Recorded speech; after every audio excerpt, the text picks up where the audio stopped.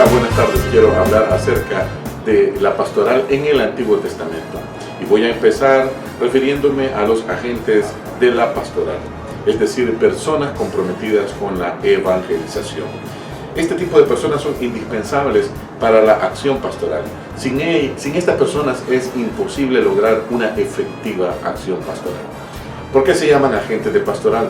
Bueno, vamos a denominar de esta manera a todas aquellas personas cristianas que colaboran con cierta constancia en las tareas pastorales que organiza la iglesia desde sus diferentes ámbitos. Estamos claros que el único que salva es Cristo, pero Él mismo escoge a personas a quienes envía, y eso es un ejemplo de lo que pasó con los 12 apóstoles, porque a ellos les envió evangelizar, y esto nos lo dice Mateo 10, del 1 al 10, pero también escogió y envió a 72 discípulos, según nos plantea Lucas 10, del 1 al 9. Hablemos de una función pastoral, la acción profética. En el Antiguo Testamento, Dios inicia manifestándose y ofreciendo la salvación a su pueblo mediante la acción profética. El profeta es denominado Naví y es justamente quien habla en nombre de Dios. El Señor va escogiendo a algunas personas para que desempeñaran esa misión. Anunciar la palabra de Dios también implica denunciar hechos y situaciones de pecado individual y social. Esto según el Antiguo Testamento. De manera que hay una invitación continua a la conversión, a dar testimonio personal, comprometiéndose y viviendo esa conversión. Familiarizarse con Dios por medio de la oración y con el pueblo, acompañándolo y sirviéndole, especialmente a las personas más pobres y oprimidas. Esto es simultáneamente lo que pasa con los hombres de Dios, que se convierten también de esa manera en hombres del pueblo. Diferentes textos del Antiguo Testamento nos hablan de eso, como Isaías 22, del 1 al 12, 36, del 22 al 30. Hablemos de la acción litúrgica como una función pastoral. En el Antiguo Testamento, en la medida en que el pueblo de Israel respondía y era fiel en la acción profética de la palabra de Dios, iba experimentando la presencia salvadora del Señor mediante varios hechos concretos, como la liberación de Egipto, la cual es considerada la primera Pascua.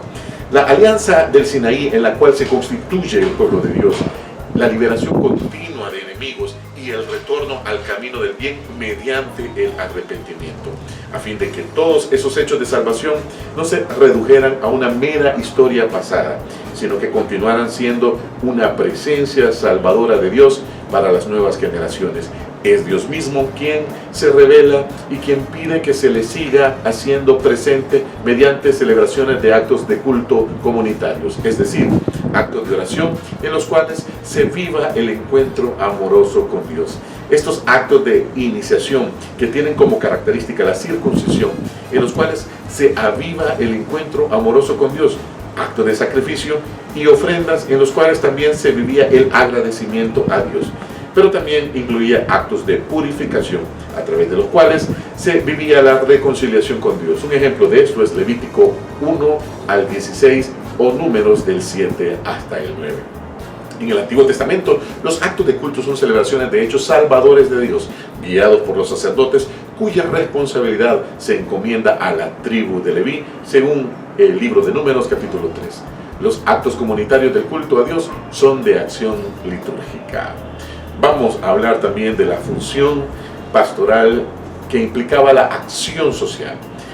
En el Antiguo Testamento, el pueblo de Israel, al mismo tiempo que se convirtió ante la palabra de Dios y celebró los hechos de salvación, también debió comportarse y organizar toda su vida social, económica, política y cultural conforme a los mandamientos de Dios, conformes a la ley o a la Torá, también conocida, que Dios mismo le reveló mediante sus delegados, es decir, Abraham, Moisés, los jueces, los reyes, los profetas.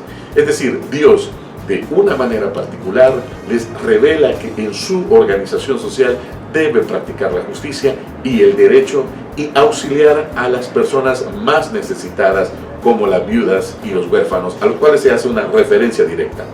Pide a Abraham que instruya a sus descendientes para que formaran el pueblo de Dios y para que se mantengan en el camino del Señor, practicando la justicia y el derecho. Esto en Génesis capítulos 18 y 19. Ante la corrupción social y religiosa del pueblo, el Señor les dice: busquen el derecho, enderecen al oprimido, defiendan al huérfano y protejan a la viuda. Este es el caso de Isaías capítulo 1, 17. Voy a referirme a la acción de comunión como una función pastoral.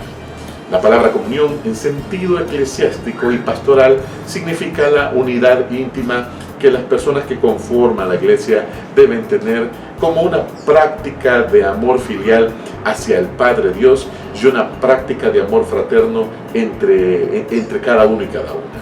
Se trata de una comunión de fe y esperanza mediante la práctica de la caridad, pero también de la obediencia.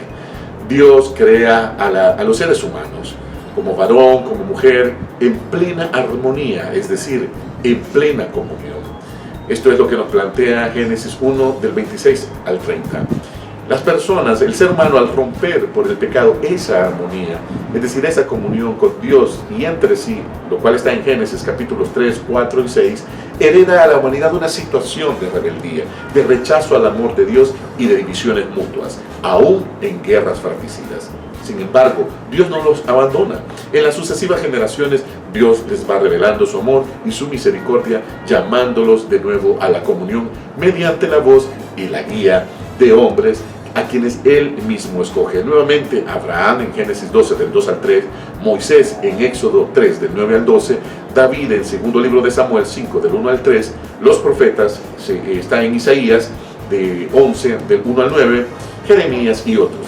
Más aún les promete y les prefigura un Salvador, un Mesías, capaz de ayudar a las personas a reconciliarse con el Padre Dios y consigo mismo, volviendo a la plena comunión entre sí. De esto habla en Isaías 7, del 13 al 15, Isaías 9, del 5 al 7, Isaías 61, del 1 al 3. Muchas gracias por escuchar estas enseñanzas vinculadas a la pastoral en el Antiguo Testamento. Soy Juan Carlos Cárcamo, de Ministerios para la Misión Contextual.